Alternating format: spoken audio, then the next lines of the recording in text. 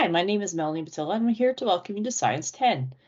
So there's three things you're going to be covering in Science 10. First off, there is biology.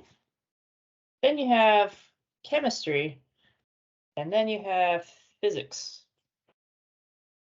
So first thing, a lot of learners have mentioned in the past that, hey, I don't know anything about science. It's not actually true. You deal with science every day. It's just maybe we haven't come up with a definition for it yet, right? Do you have plants? If you do have plants, you know that you have to water them, regularly, or else they'll wilt, right? And this is something we're going to be talking about in this course: is why do they wilt?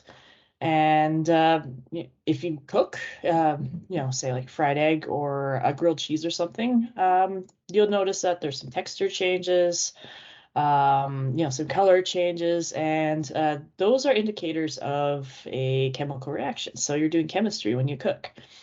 In terms of physics, if you go to school, commute to school with a car or a bike or walk, or maybe you commute to your job, or even if you're just walking upstairs, you're doing physics, you're doing work to get there. And so one of the things about Science 10 that maybe might help make it a bit easier is if you can apply some of this stuff to, the world around you as you go on and, live your life outside of the course as well. So when you're watering your plants afterwards, think about some of the things you've learned in this class about plants.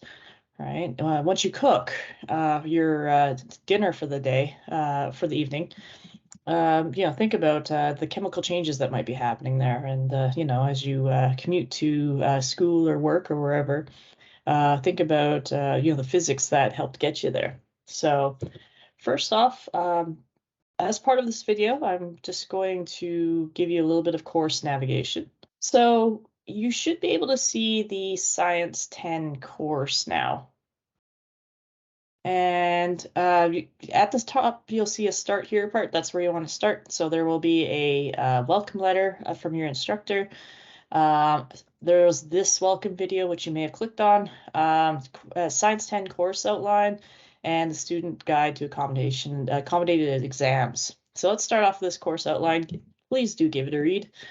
This is some important information about your course, including weightings, and what you'll be going through. These are the general learning outcomes, the units that you'll be dealing with. There's 5 of them, and even the textbook that you're going to need, right? And then some, the mark distribution, passing levels, and expectations, and additional information that's going to be critical to your success in this course.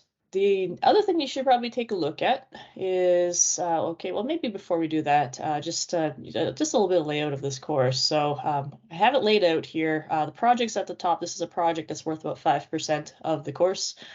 And so you'll see it at the top. We have some introductory activities and forums. Please do introduce yourself using the class introductions, activity right here. A couple of forums here if you have questions in science, or maybe it's a general off-topic forum from other things. If you've never done Moodle before, I have a practice quiz for you to do. If you'd like to try it before anything that needs to be marked, this one is not for marks, so you can try it as many times as you like. The second one is a practice assignment, which will show you, you can practice with it to see how it is to upload an assignment into Moodle. Your units are down here. You'll notice these gray bars. If you open up, you can click on the gray triangles on the left of these, and they'll open up a unit, or you can use the Open All to open all of them up. I would suggest keeping them closed and then opening them up as you need to, only because it just is a little bit easier to navigate. On the right-hand side, you'll see your course, your instructor information, your calendar, their unit progress, which these bars will turn green as you do them. And so that's when you complete exams or the project. The other thing I should mention is that your assignments are locked until you finish the one prior to it.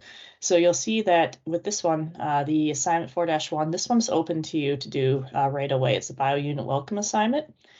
And so in order to unlock the next one, which is the 4-2 parts of the cell, you have to make sure that the first one is completed.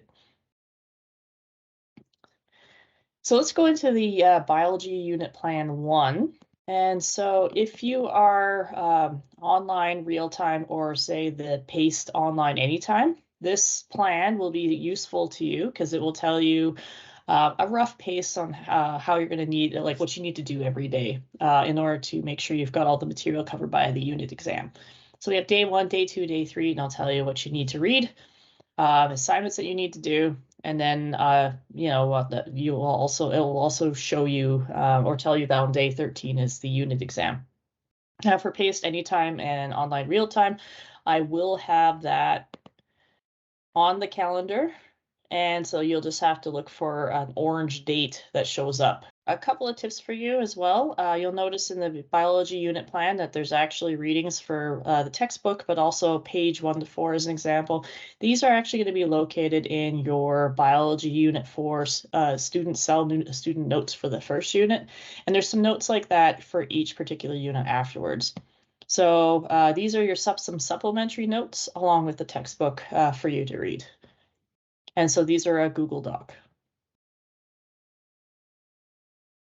The other thing is while we do have a notes package for you as well as a textbook, I strongly suggest that you take your own notes as well, because one of the things about learning is if you can put it in your own words, that kind of helps cement it in your head. So and that will help you to remember it and makes it a little bit easier for when you're eventually writing those unit tests, or when you're writing the final exam. So I think that's all about it. So welcome to Science 10, and enjoy, and good luck.